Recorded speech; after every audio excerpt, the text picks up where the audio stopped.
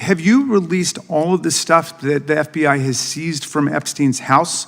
The computers, the emails, the file cabinets, the documents? What about the financial records? Have you released all of that? Everything the court has allowed us to release. Which court are you talking about? 3 separate federal courts have come in and said. We're talking about the evidence you've got. It's got nothing to do with what those courts have. Do you have any idea how the law works? Do you want me to break the law in a federal judge's order? No, I want you to follow your own word, Director Patel. You said up there it was under the direct control of the FBI director. He had the black book. Everything I have direct control over, we have gone to court. You haven't. Complete your sentence. Everything you have direct control over, you said.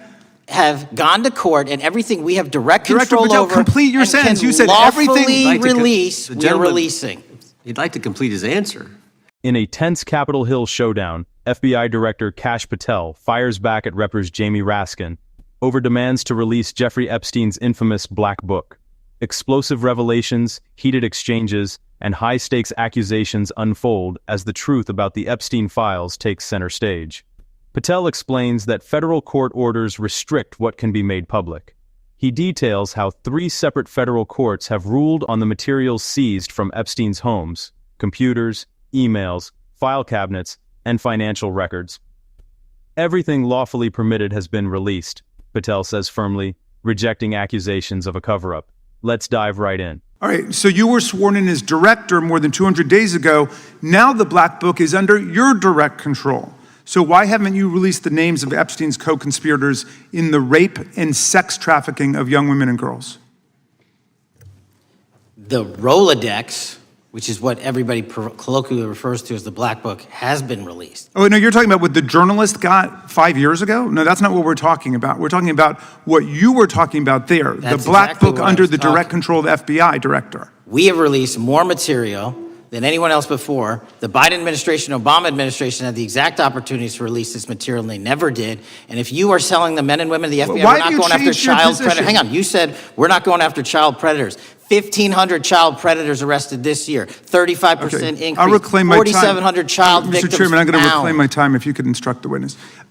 Why have you changed your position? There you were saying it's under the direct control of the FBI director and all of it should be released.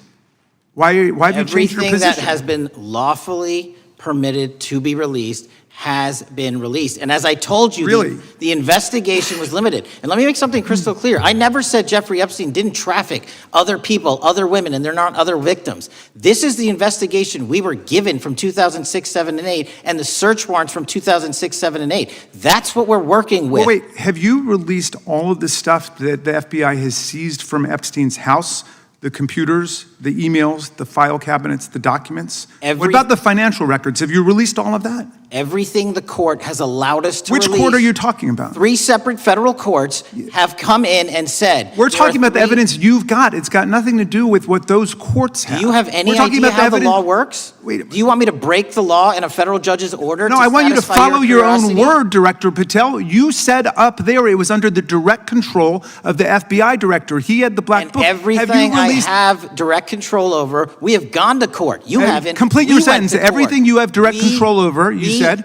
Have gone to court, and everything we have direct control over. Complete your sentence. You said everything. Release. We're releasing. He'd like to complete his answer. You began the sentence, everything you have direct control over, and then you stopped that sentence. You've released everything that you have direct control over? And I have direct control over and can lawfully release. If you're not familiar with the court orders, that's not my fault. Oh, I'm perfectly familiar with them. But how did we prosecute Ghislaine Maxwell? She was prosecuted with the investigatory material that was collected from 2001 and 2005 because of the non-prosecution agreements and the court orders on the investigations and search warrants. We were not able to develop new information. And oh, by the way, Jeffrey Epstein was out for 12 years, and the Obama and Biden administration did nothing to look at his work, his pedophile network. If you want to blame me, that's fine. But now you're blaming the men and women who conducted this great search. Stop that. I'm not blaming anybody other than you. You're not keeping your word. You said that you would release all of the materials under your direct control. Has anyone released more information on Epstein than I have? Has anyone? Much more. Did Comey? Did Ray? Much more. Did they? Excuse me. Much more has come out in the days since the American people in Congress have been demanding it, but it's coming out in dribs and drabs. Why don't you just release the entire file as you promised to do? I literally just told you, there are multiple federal court orders.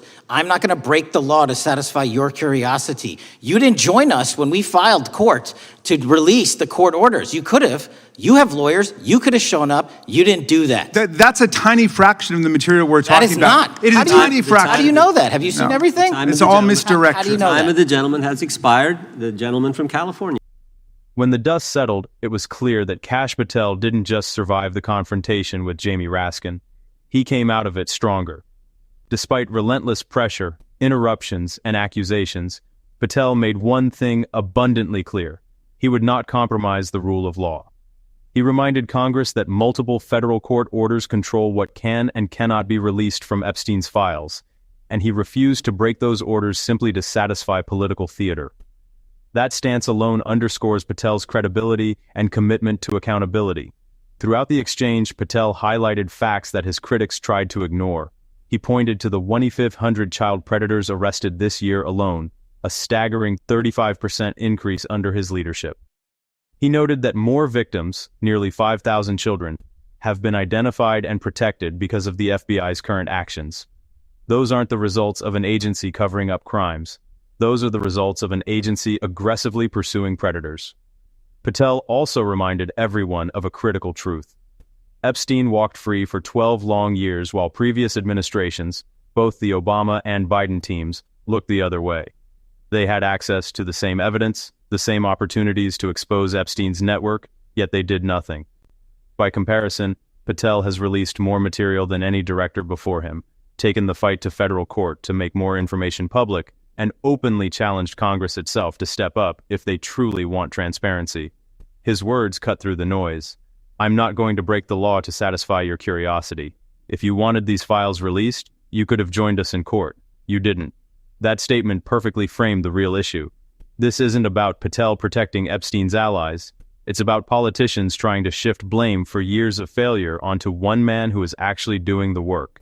At the end of the day, Kash Patel showed that he is not afraid of tough questions or partisan attacks. He stood firm on principle, defended the men and women of the FBI who risked their lives to protect children, and reminded the nation that justice is not a soundbite, it's a process governed by law.